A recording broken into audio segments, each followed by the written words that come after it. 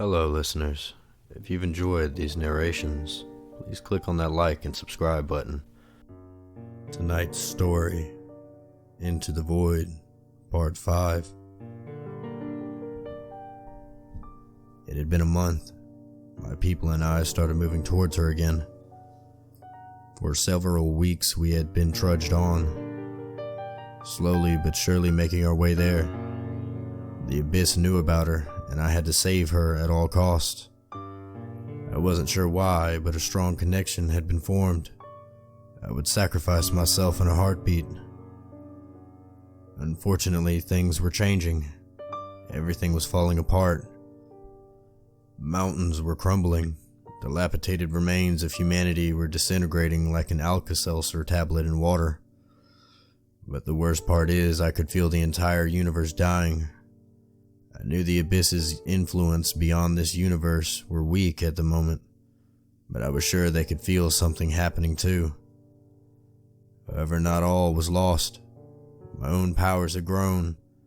Even though I couldn't protect anyone who wasn't in my physical presence from the demons, I could, however, send out healing energy and a sense of hope that things were happening. People could feel that the Abyss is wounded. What they could not feel was his hidden rage. Like I had thought, he is powered up. He was hiding himself well from me now, but his powers had grown to the point where he couldn't completely hide himself. He was just too strong. And then it all happened. In 1 second, we were making our way along the dying landscape, and the next I was gone. I was nowhere in existence. And then I existed again.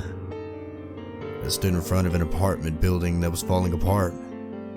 Out front stood two bigger guys with makeshift spears. They were guarding the palace from demons. And then I had felt her. She was just inside. The guys looked confused. I had approached in front of them out of nowhere. And then my heart dropped. It was only a moment before I felt him that I realized why I was brought here. And then the sky died. All light stopped coming. I was glowing a heavenly white illuminating the entire area. I could feel a white hot heat coming off my body. And then the Abyss stood before me, tall and as dark as a black hole. Evil incarnate. My poor human. My poor living soul who loves and bleeds and can die. Your soul will be the tastiest of all, and after I consume her, I will consume you and then everything in all of existence. And he turned toward the building, even though I was more afraid than I had ever been in my life. Even though I knew this was going to be my death, and with my failure will be the death of everything. But even worse, the death of her. No, not even death.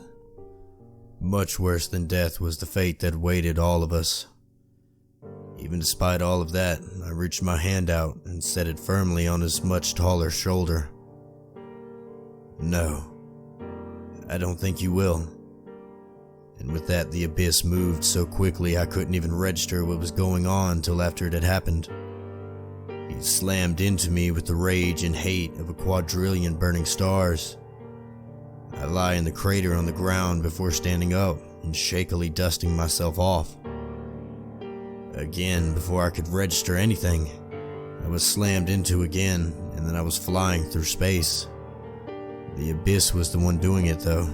Despite the pain, I could still feel the woman's soul wrapped in my heart protecting me.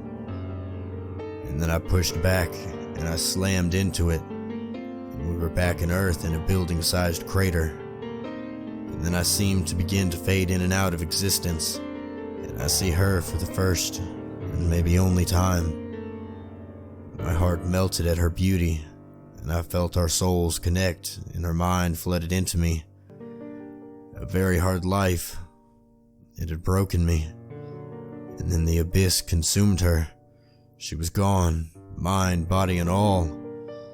For a second I was broken, and I could feel the entire universe break along with me. Every living soul cried out in anguish over feeling my loss of her.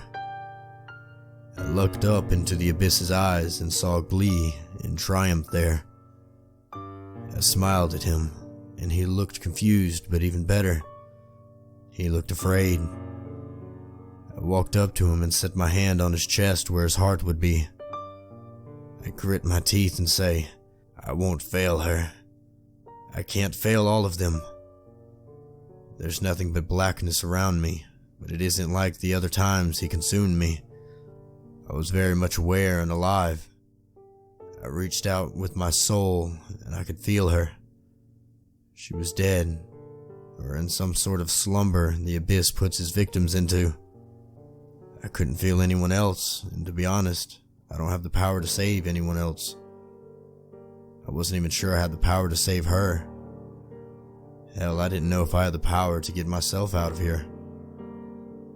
But I reached, and I pulled myself, and I found her. I feel the white hot light leave my skin again, and a very small bubble in the blackness lights up. Her hair was short, she looked tough, and I knew she was. Her beauty amazed me even still.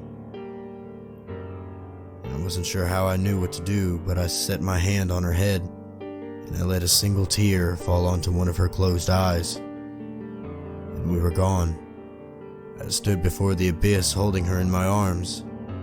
I could feel her heartbeat again. She was alive. I placed her on the ground and turned towards the abyss. "Leave now, or I will take more from you than just her." I was bluffing and was far too weak after all this to continue. He was more afraid than ever, but so was I. Thank you for listening to another story from the Sanguinis Compendium. If you enjoyed, give that like and subscribe button a click, and ring that bell to hear more stories daily.